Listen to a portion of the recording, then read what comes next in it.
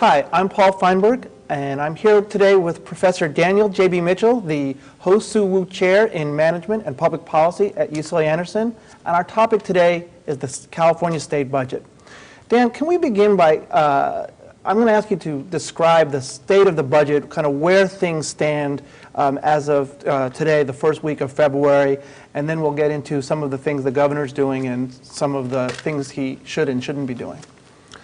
We like to think of a budget as balanced, and if you watch the press conference that we had last August when the budget was signed, albeit almost 2 months late, it was described as balanced. And in common sense terms, most people think of balance meaning that the revenue coming in was balanced by the expenditures going out. There was no surplus, there was no deficit, everything was even. We don't have that situation today, and we didn't have it last August, although everybody applauded, everybody congratulated themselves for getting a budget, albeit late. The fact of the matter is that whenever the economy begins to slow or even turn down, revenue begins to fall. And when revenue begins to fall, if you are already in a precarious situation, that situation gets worse.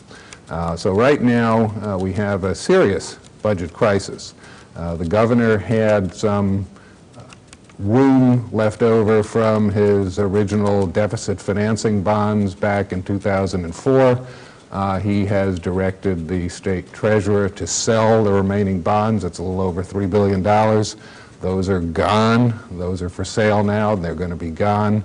And at that point, we really won't have any cushion left. The state is facing a cash crisis. So in his State of the State last month, the budget was key to the speech. It was the thing he talked most about. What are some of the things he's saying now, and what's your take on some of the things he's saying and doing now? One of the things he talked about in that speech was that the budget on the expenditure side is constrained by various voter initiatives that we've passed over the last couple decades, even more, that put spending on an automatic path. And revenue, on the other hand, is constrained by the fact that we have really only 3 major taxes that finance the state. That's the income tax, the personal income tax, the sales tax, and a tax on corporate profits. When you add those 3 together, basically that is state revenue. People think a lot about, oh, what about the state lottery and what about the tax on liquor and that sort of thing. But all of that is peanuts. Even Indian gaming, which was very much in the news with the most recent election, is peanuts compared to those 3 major sources of tax. Those 3 major sources of tax are cyclically sensitive, and particularly the income tax is highly progressive for a state income tax. So it's very dependent on the highest income earners. And the highest income earners often have volatile sources of income. They depend on financial markets. So not only do we see the ups and downs of the business cycle reflected in the state budget, but we see the ups and downs of financial markets. And those financial markets, as you know, including the housing market, have been anything but stable recently. So the governor talked about that, and he said we have to have a more stable tax base as well as trying to get away from having our expenditures on automatic pilot. So what actions has he been taking? I know he's been going around the state trying to sell his plan. What's his plan, and what do you, if he were to ask you for some advice, what would you say to him? The problem we have here is that this is a plan which is rather similar to what the voters rejected in 2005. There are details that are different, but basically it is a formula-type plan in which during good years we accumulate a so-called rainy day fund, a reserve, and then if we get into bad years when revenue falls off, we have somewhat of a cushion from the saving that's been built up to run the state And if that doesn't work, there are various emergency provisions that are built into the budget plan. There are a number of drawbacks. I mentioned one is that the voters rejected a rather similar plan in 2005. So the voters don't like the idea of constraints where they're not really sure how these constraints are going to play out, and they get lots of opposition. If I'm a potential recipient of some state program, how do I know that when this constraint cuts in, it isn't going to be my program that's going to be hit? So for all those reasons, these are very difficult to pass. But there's another factor here as well, and that is to get an initiative on the ballot, you got to go through a petition process. Well, we've just had the February primary election. That's gone, so it can't be on the February ballot. Well, what about the June ballot? Well, at least according to the Secretary of State, we're beyond the deadline for things to get on the June ballot. The June ballot would be the last ballot before the new budget year begins on July 1. I guess you could go to the November ballot. According to the Secretary of State, the deadline for getting something on the November ballot, remember we'd be well into the fiscal year by that point, that's going to be somewhere around the end of June.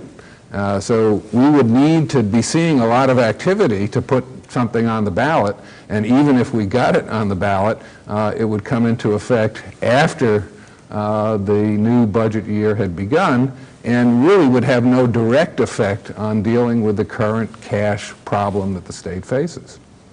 So I'm going to put you on the spot. If you were making the decisions, what would be something you might do to, what can the governor do, really? I think what the governor has to do is something that I would describe maybe in somewhat humorous terms as the Gorinator. You remember Al Gore talking about global warming with his PowerPoint charts and things very kind of staid, data, graphs, all of that sort of thing. In a way, that's the only method that I know of in which you can convey the state budget problem. And the governor made some mistakes in his 2005 attempt to pass a budget and other initiatives. He went in for all kinds of photo op type things, you know, fountains of red ink and things of this type. Well, that didn't work. And we know now that that doesn't work. The voters don't warm up to that sort of presentation. So what he's got to do is go around the state to the Rotary clubs, the chambers of commerce, the union halls, wherever he's got to go, and just repeat this one message, that the state is now in a very serious budget problem. Here are the numbers, and the only way we can deal with this problem is either we raise revenue, which is difficult to do given our political configuration, or we cut expenditures, also a painful and difficult thing to do. But this is the situation. I need your support. And I would focus less on this initiative, which doesn't really address the immediate problem, and more on just, look, I've got this terrible problem, I need your support. You've got to, in turn, put pressure on your representatives in the state legislature to cooperate with me so that we can get the job done. You know, for a lot of us who have been living in California or following the state government for a long time, it just feels like deja vu. If it wasn't last year, it was the year before, or so many times in the past we have found ourselves in this type of situation. What are some of the structural issues facing not just Governor Schwarzenegger, but any governor or any legislature, any person in government in California? What are some of the things that bring us back to this point so often? Well, there's a magic number in California, and it's actually a fraction, and it's 2/3. There is, going all the way back to the Great Depression, a requirement that in order to pass a budget, you need a 2/3 vote in the legislature. Now, that's very difficult to get. We have both the Senate and the Assembly in the hands of the Democrats, have been for some time, but they have majority control. They don't have supermajority at the level of 2/3. So getting that 1/3 at least somebody in that to get you to that 2/3 number. That's what keeps us stalled. That's why the budgets come in late. That's a very difficult threshold to cross. So that's one of those 2/3 numbers. The other one is a more recent 2/3, and that came in from Proposition 13. Now, people think of Proposition 13 as primarily dealing with a local issue, the property tax, which is a local tax. Back in the late 1970s, property taxes were zooming up as land values inflated, and the voters put on Prop 13, which drastically cut property taxes and put limits on how fast property taxes can rise. But they also, as part of that, required that if the state were going to raise taxes, so something like an increment to the sales tax or the income tax and so on, if the legislature is going to do that, you also need a 2/3 vote. And again, that's a supermajority that's very hard to reach. So that's one constraint, the 2/3 on both the tax and the budget side. Now, I mentioned Prop 13. What Prop 13 did, apart from the immediate fiscal implications, was to say to local governments, particularly school districts, you're not going to get the support you used to get from local sources. So you've got to go up to Sacramento and get your revenue there.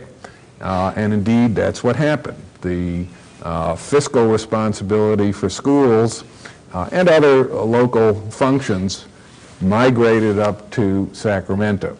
And naturally, then the ups and downs of the budget for the state begin to reflect themselves in the ups and downs of local budgets, including school districts. Well, we got to a point in the late 80s where school districts said, hey, you know, we need to get a fixed share of that state budget. We want some guarantees, and they put on the ballot an initiative, another constitutional amendment, Prop 98, which uses various formulas to say how much of the general fund is going to go to K through 14. So it includes the community colleges as well as the K through 12 system. Well, that's a big chunk of the budget. Over 40% gets locked in to the Prop 98 guarantee. So once you've carved off 40+%, and then you say, well, there are a lot of other programs where if you cut them, you don't get some matching funds from the feds, so you really don't want to do that. You've got things that are driven simply by population and entitlements, the number of people who go into prison, that determines your prison budget pretty much, and so on and so forth. So there's not a lot of scope for the legislature and the governor to cut when the budget begins to go south. Well, you've got UC and CSU, a few other things. In theory, you can change anything through initiatives and constitutional amendments and so on, but not easy to do. So we've got a situation where voter action on particularly worthy things, we all think education is important, but when you sort of add up all of the constraints, it becomes very difficult to manage the state budget. If we put this year aside and we just think towards future budgets and we wish to avoid being in situations like this again and again as the business cycle takes us in and out of flush times and down times, what would be the one thing that you would like to see change? Would it be the 2/3? Would it be an alteration to Prop 13? Is it something else? I think Prop 13 is pretty well immutable. It is just one of these sacred elements in California history, and I don't think you're going to be changing that anytime soon. I think what we have to do is essentially, and this is hard work to do, and it's educational, boring type work, is get the legislature and the governor to not necessarily pass another constitutional amendment with formulas and rainy day funds built into it and all of that, but to behave that way. To understand that when you get a sudden windfall in revenue because the economy has gone particularly good, or you've got a jump in the stock market or something like that, that you've just simply got to put that away in a reserve of some type. And you have then at least some cushion when the economy turns down. I think you also have to be prepared to have a kind of plan B in the budget. The thing about the budget that I like to point to is sort of the analogy of being on top of a mountain. When you're on top of a mountain, you're not in danger of falling up. You can only fall down. So the risk is not symmetrical. And the problem with budgets is the same. When the economy is doing well, if things are balanced and you're not having any fiscal problems, the chances are you're not going to fall up. The risk is much more on the other side, that something untoward is going to happen and you're going to go in the other direction. So you've got to build up some kind of a reserve in that period. And even that, you've got, with a healthy reserve, you probably got about a year to correct whatever problem has arisen. You may remember going back until the late 90s, we had the dot-com boom, so a lot of revenue was coming in from the stock market. People got stock options and their portfolios were appreciating and so on, especially here in California where we had all the dot-com companies. And at that time, the legislature went on a spending spree. So by the time we got to the peak of that cycle, we were actually in a slight deficit. So we were at the peak, we couldn't fall up, we could only fall down. Now there was money in the bank because even though the legislature was spending a lot, and even though at the peak they were running a slight deficit, the money had come in so fast that we actually had a pretty healthy reserve. Within a year, it was gone. So a year is about all you can buy, even with a healthy reserve, and then you've got to begin looking ahead. And one way to look ahead is to think about the budget process in two parts. You pass a budget. Budget is always a forecast, so you pass a budget on your best estimate of what likely revenues are going to be and what expenditures and so on. But then you have, in the back of your mind and maybe on paper, a kind of plan B, where we say, you know, if we get 3 or 4 months into the year and it really looks like this was unrealistic and things are not going to work out the way we had expected, we have already thought through what our priorities are and what we can cut, what we have to preserve, and so on, and so we go from A to B. Again, that's tough to do. That's the sort of boring, get up with the charts and the PowerPoints and so on, but that's what we really need to educate the legislature and the citizenry. Dan, can you explain the relationship between the real estate crisis and the budget crisis?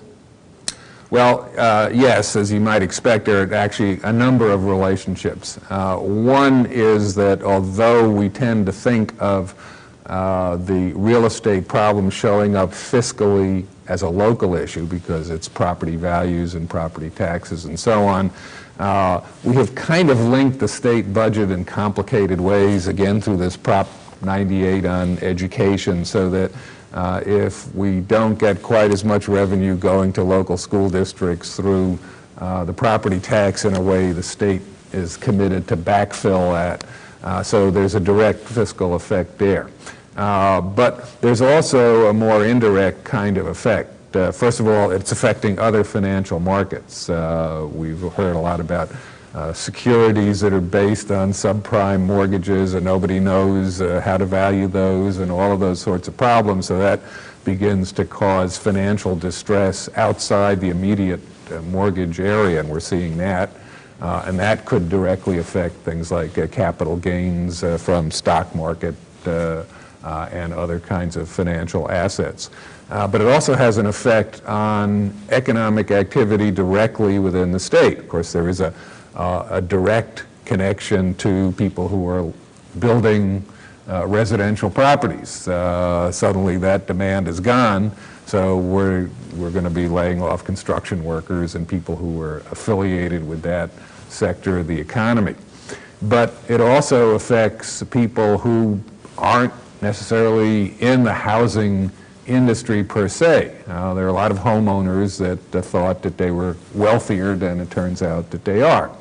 And if you're in that situation, you might think twice before going out and making some big consumer purchase.